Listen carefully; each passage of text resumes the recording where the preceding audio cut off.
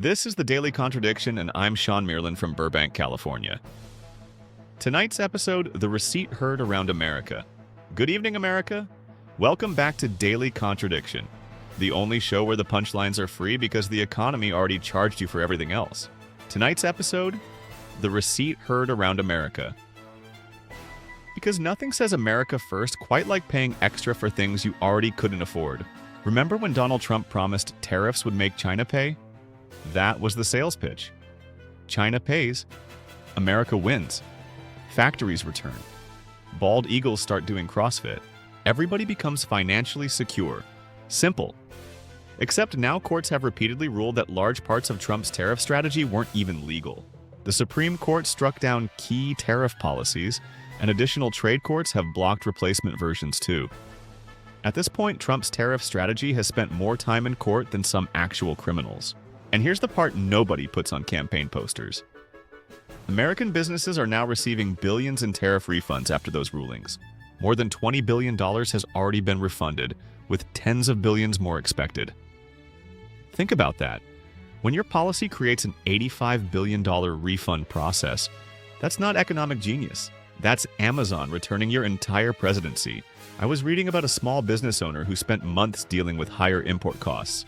Imagine running a family business. You're trying to pay employees, keep prices reasonable, pay rent, and every morning you wake up wondering whether Washington changed the rules again overnight.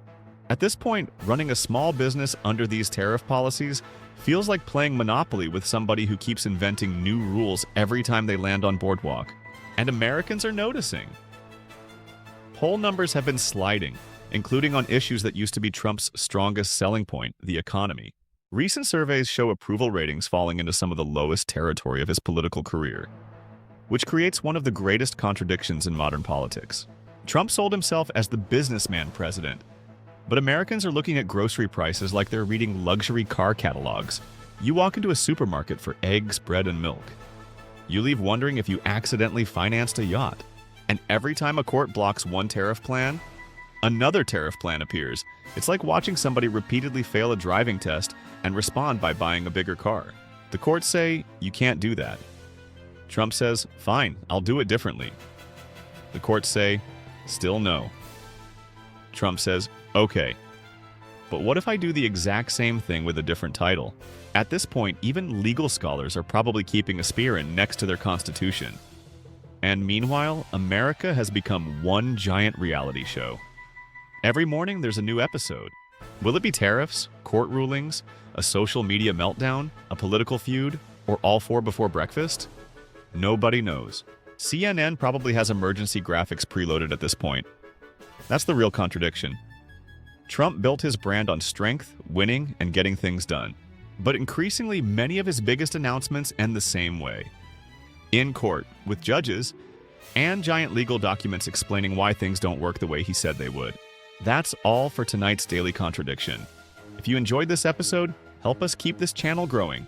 Like this video, leave your thoughts in the comments. Share it with friends, family, coworkers, and that one person who somehow turns every barbecue into a political debate. And most importantly, subscribe to Daily Contradiction. Your support helps us continue producing independent political satire, analysis, and commentary every week. I'm Sean Merelan in Burbank, California. Stay informed, stay sharp.